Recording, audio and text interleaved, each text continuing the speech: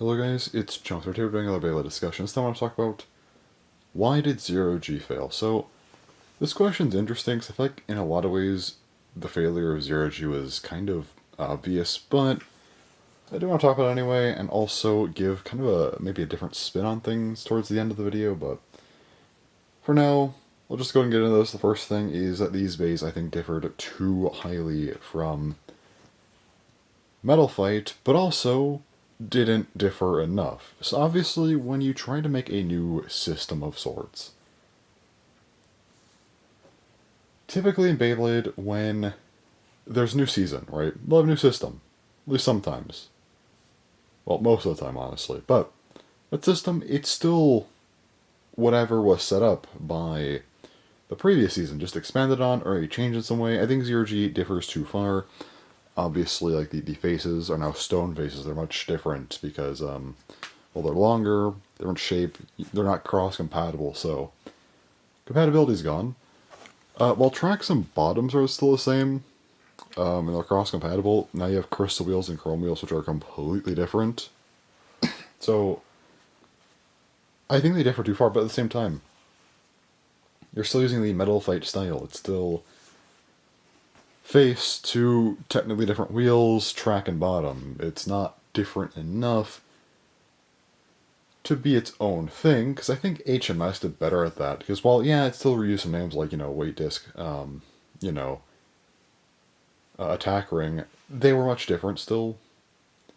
And I feel like overall, it did a better job being different. It was a whole new system. Nothing was cross-compatible, if I'm remembering correctly. I still think that ran into a similar issue in some ways, but I think this one was even worse in that regard.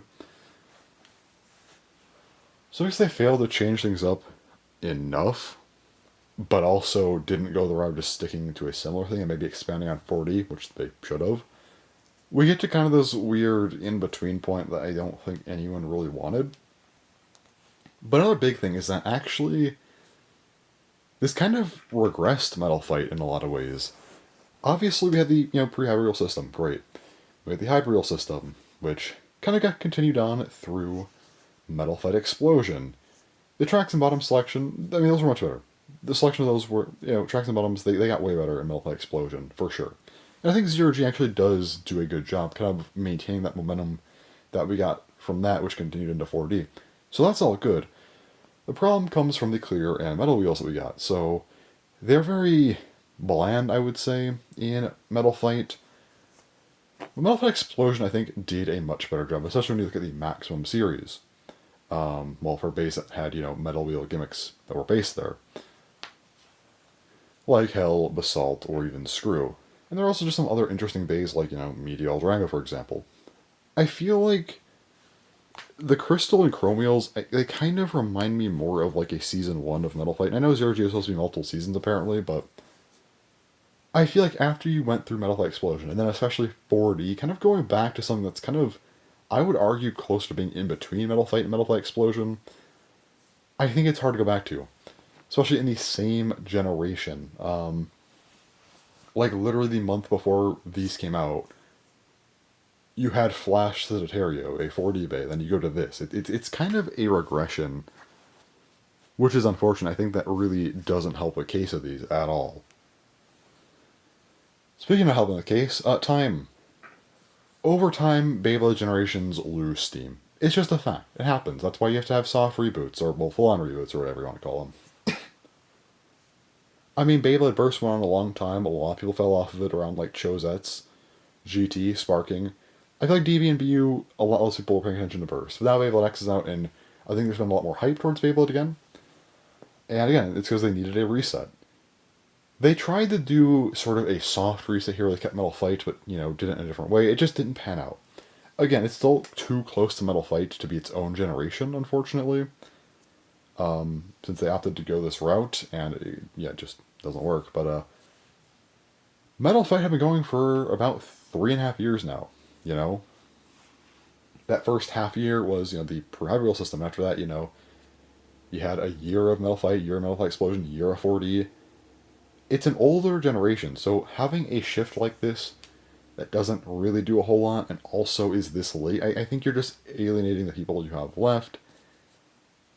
And it definitely harms Beyblade as a whole here, and yeah, you end up with a generation that a lot of people really don't like. Well, seasoned people don't like, not generation, but yeah. Obviously, Metal Fight's still a very popular generation, but yeah, I think Zero-G does get left out of talks a lot of the time, if I'm being honest. Next up, this is another big issue, Synchrom. While a lot of people didn't like Zero-G just because it's Zero-G, I think one of the biggest problems is the balance of Zero-G, and that comes in the form of Synchrom. So Synchroms are a bit of an issue. So basically, you take apart your base, which just go ahead and do here. So, take them apart. Okay, you separate the wheels. And then take apart another one. And let's just keep this track and bottom, keep this face. Alright, we'll keep the Sarmanda stuff. And now we have these two crystal wheels, which you just put aside. Now you take the two chrome wheels, the heaviest parts of the bay, and you line them up. If I could do this, I am behind the camera, so it's a little bit awkward. There we go. And now you put them back together, which these are always a little bit awkward to put together, I feel like, but whatever. Since there's like the different modes with the crystal up and metal up, or chrome up and crystal up, or whatever, but yeah, anyway. So now you have this bay. The Gyarados Sarmanda SW145 ASD. This bay is now very heavy. It is just a large chunk of metal, and it is, again, very heavy. This is a problem. Synchroms are kind of broken. Not only is weight, well, having a lot of weight just broken, this also is a problem because in Zero-G you have a stadium that kind of depends on weight. I'll talk about the stadium soon, but because you can kind of use your weight to move the stadium more and potentially throw bays out, this is just powerful. And the problem is you get to a meta where Synchroms are the only really useful things. A regular bay doesn't stand a chance against this. Why would you ever use a crystal wheel again? So now you basically need two bays to make one bay because you need two chrome wheels. It's not really enjoyable, if we're being honest. And yeah, if you go up against a bay using a crystal wheel, a lot of times you're going to get destroyed because that thing isn't going to do anything to a Synchrom bay. Especially in the Zero-G stadium where it's just very weight dependent. This thing isn't going to, launch itself out of the stadium as much because it's just heavy. It's going to do a better job launching the other way out of the stadium. But even if you just play like a normal BB-10, for example, this thing is going to be just so much heavier. It's going to be nearly twice the weight of a bay using a crystal wheel. So again, why would you use it? It's really annoying and not enjoyable. So yeah, I don't think Synchroms went over very well. Really harms the balance of the game, if we're being honest. So yeah, this was not a good plan here. And lastly, probably one of the biggest things, if we're being honest, is the stadium. This thing, which I have to zoom out for. This thing here, this stadium. So this thing, it moves. And like I was saying, yeah, if you move over to Synchrom Bay, it does a better job at moving the stadium itself. So anyway, just put them in there, I guess, for now. But yeah. So the stadium is a massive problem for many reasons. So first up, it is just gimmicky. This stadium completely dictates like everything about a battle. You can't just have normal battles. Everything just moves and is weird. And again, it is momentum based as well, which yeah, it really changes the battles. Because again, if you have a bay moving around quickly, especially if it's heavy, a Synchrom bay, it can tilt the stadium more. Other bays can go flying out of the stadium, and well, the idea. So sorry if this is dusty. This is a really old stadium. I dusted it before, but yeah, it's still like kind of dusty. Anyway, but yeah, momentum stuff. It's kind of cool to like have the weight shift and stuff to like fling out bays using the stadium, in gravity. But again, using Synchrom bays, it further harms the overall balance because again, using crystal wheels doesn't really work here. So that hopefully explains better what I mean with having the physical thing here. But anyway, so the stadium itself is very, very gimmicky, I would say. However, there is another big problem that I think is It might not as big of a problem, but it's another problem that I've noticed. I think it's kind of overlooked a little bit. And that is, this stadium is the only Beyblade stadium where location actually matters. You can't play with this anywhere. So, the nice thing about a BB-10, a normal attack stadium, or really any stadium, Burst, X, Pocket Shoot, it doesn't matter. You sit down a stadium, and assuming the ground is at least fairly level, you can play. You don't want to play on like a hill or something, because then the baser's going to move one way probably, so it's not great. But assuming you have a fairly flat surface, any surface, you're good to go. This does not apply to Zero-G, because with Zero-G, the texture of whatever the stadium is set on matters. I'm on a bed sheet right now, for example. This isn't going to work. The stadium itself is going to grip onto the sheet too much. So the stadium itself can't really spin as much, and also its movement is a bit more limited because there's more friction. However, earlier, before this video, I was doing a little bit of testing. I didn't battle, I just like moved the stadium itself around, and I tried on a few different surfaces, and the bed sheet and the carpet, two places I think are at least sort of common, especially carpet to play on, if you just sit on your bedroom floor, for example, which I'm assuming a lot of kids would do. And the stadium, it didn't turn very well. It turned, but again, it wasn't like smooth, and yeah, it rocks okay enough. But I set this on my dresser, probably the slickest surface I have in, my house, and guess what? Not only did it, actually tilt better, but this thing spun great. And that's the problem, is I feel like you do kind of want a slick surface, and there aren't enough slick surfaces to just play on. Again, a dresser's awkward. Like, I guess if you have hardwood floors or like tile or something, that could maybe work, probably. But other than that, it's harder. And again, a lot of kids have carpet in their rooms, I feel. Maybe Japan's different, I'm actually not entirely sure on that, but still, I feel like it's just hard to really use a stadium wherever you want, which, even if you want to say, okay, maybe hardwood floors or just hard floors are more common out there, and this isn't really that big of an issue, and it's more of a Western issue, well, still, the fact that you have to consider this problem now makes it much more annoying.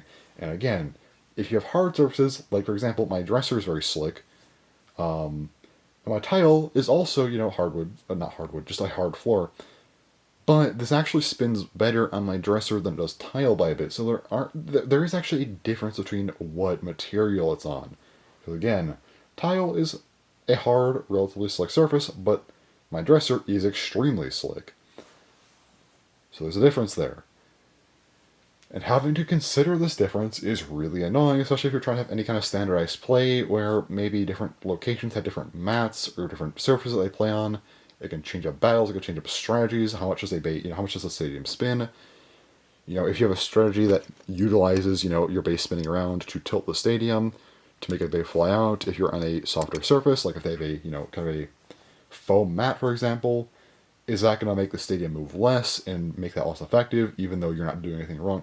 There's so many things to consider here that I feel like this is just such a problem that I feel like it's not something that gets talked about much, but it is still worth considering. Yes, the stadium should still rock around, but can it spin as well? Hard to say. I don't think it really does, personally. So that said, I guess you can kind of tie this back to Beyblade X to some extent as well. Because, well, yeah, the balance of Beyblade X is much better because there's no, Synchrom type stuff. And obviously it's a new generation, so, like, changing or, having any kind of regression doesn't really matter. But again, I do think that the time of Beyblade X was a little bit rough because we did transition from Burst X very quickly. But again, it is at least a new generation. But the main tie to Zero-G is actually the gimmick stadium.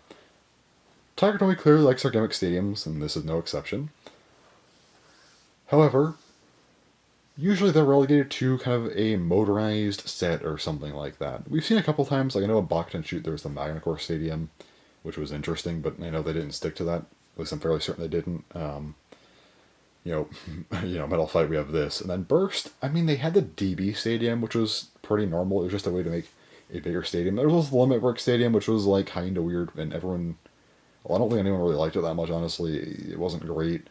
They switched away from it, like within a few months. They switched to the DB Stadium, which is more standardized, so I don't think not the Limit Break Stadium, the Dash Stadium from the Limit Break set, that stadium didn't really work out too well, I don't think. It wasn't even that gimmicky. It just had like weird lines and stuff on it, and like different elevations with the outer parts. It was kind of weird, but yeah, it didn't work out too well. And then yeah, X actually does have a gimmicky stadium as its main stadium. The first time I've ever actually seen that, a generation starting with a more gimmicky stadium. But I think X actually fixes the problems that this stadium has. Obviously, it's a more standard stadium. You don't have to worry about, friction or whatever. But also, it kind of builds on Beyblade. See, you still have attack types, moving around the stadium. You still have, your stamina defense type sitting in the middle. You still can have basic movement without any kind of obstructions. However, you now have the extreme line. Well, yes, it does kind of change up attack types and how base can move on the outside of the stadium. It's more exciting in some, sense. I do think there are problems. For example, you don't get the same kind of movement. It's harder to get more consistent, movement because it can run to the extreme line and become more chaotic. And also the extreme line forces you to have bits made in a certain way, which means that you can't have as large of bits in certain aspects. Again, model a certain way. So it is a little bit more difficult in some senses to make, something like Beyblade X function, but it does pull it off fine enough for a fairly exciting stadium gimmick. I mean, yeah, it is cool to watch bays fly around the stadium. It builds on Beyblade pretty well and doesn't run into the pitfalls that this stadium does. So yeah. Anyway, I think that's kind of everything I had to say about Zero-G. It was definitely an interesting experiment, but yeah, I think that it would have been in Takatomi's best interest to just build on 40 and not do this, for being honest. But yeah. Definitely a lot of issues with it. I think the stadium was probably the biggest downfall, but honestly, Synchrom does not help at all. That really harms it as well. I think Synchrom and the stadium were the worst things, but like, also again, just the fact that yeah, they did change them up and kind of did regress. It really isn't helping the case. And yeah, it had been a while as well, so obviously Metal Fight probably didn't have many more years anyway. But yeah, all the other things added on, it really sped up the death process for Metal Fight. So yeah, anyway, I think that's all I have to say for Zero-G. I've actually been meaning to make this video for quite a while, but yeah, I finally felt like the time was right to make a Zero-G video, and yeah, I want to talk about the stadium, and the materials you said on it, 'cause I just don't feel like, I don't see that talked about very much. Maybe it is, I don't know, maybe people do talk about it, I just somehow missed it, but very possible. I mean, it's been a long time since Zero-G was actually prevalent, so yeah. And also, I do want to talk to Beyblade X a little bit, because again, I do think it is interesting, because they both use, stadiums with kind of gimmicks on them, but yeah. Anyway, though, I think that's all it for Zero-G today. Maybe I'll talk about it again eventually. We'll see. I do like making some, occasional Metal Fight videos here and there, so don't know what the next one will be, maybe like a 40 video or something, but yeah. Anyway, that's all for today, though, so yeah. Thanks for watching, and bye-bye.